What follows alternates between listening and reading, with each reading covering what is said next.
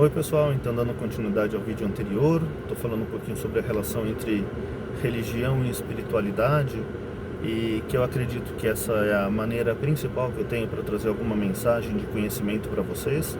Vocês até me perdoem se vocês verem o vídeo número 1, ele está um pouquinho escuro, mas eu estava dirigindo e não estava me sentindo confortável o suficiente para acender a luz do carro porque eu estava numa região um pouquinho perigosa, né? Então também não vou dar sopa pro azar, né? Tinha que deixar a luz apagada. Mas agora eu tô com a luzinha acesa, dá pra me filmar direitinho. Então, como eu estava falando nos vídeos anteriores, algumas pessoas elas não têm completamente formada a diferença entre religião e espiritualidade na consciência delas. E por conta da pessoa não gostar de determinados dogmas ou de determinados preconceitos de algumas religiões, o que elas fazem? Elas acabam justamente se afastando da ideia de Deus e acabam sofrendo bastante por causa disso, né? Porque o ser humano, ele é um todo universal, ele é um todo espiritual. Então assim, da mesma maneira que no nosso metabolismo, a gente não pode só comer um tipo de alimento, senão a gente vai ficar com uma deficiência nutricional grave, e a gente não pode só tomar água porque a gente precisa de alimentos, e a gente não pode só respirar porque a gente precisa nutrir nosso corpo das diversas formas. Da mesma maneira, a gente pode se referir à questão da necessidade da espiritualidade pelo ser humano.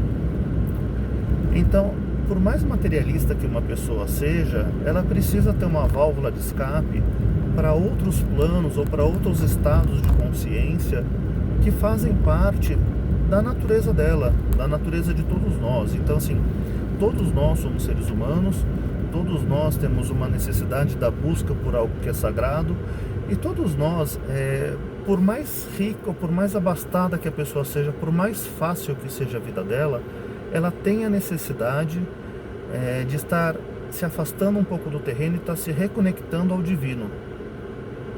Então é bastante comum, inclusive, entre pessoas, em algumas mitologias, pessoas que nasceram em famílias extremamente ricas, prósperas e nobres, como até mesmo o caso de Buda, essas pessoas se afastarem, né, daquele caminho da riqueza, daquele caminho da soberba, ela não agir como um rei que poderia ter tudo, poderia estar sendo servida pelos outros, e buscar um caminho que ela possa estar auxiliando os demais. Essa necessidade, esse impulso, ele faz parte então de todos os seres humanos, inclusive é uma grande prova, uma grande forma de demonstrar a firmeza de caráter que o ser humano tem.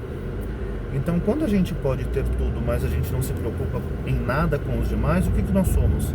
Simplesmente seres egoístas, né? Então, o que adianta? Eu não estou, lógico, querendo fazer um proselitismo forçado, exacerbado. Cada um dá na medida do que pode, e muitos, infelizmente, não têm condições de contribuir em nada, né? Dado o grau de miserabilidade material que a gente vive no nosso país e em muitos lugares do mundo.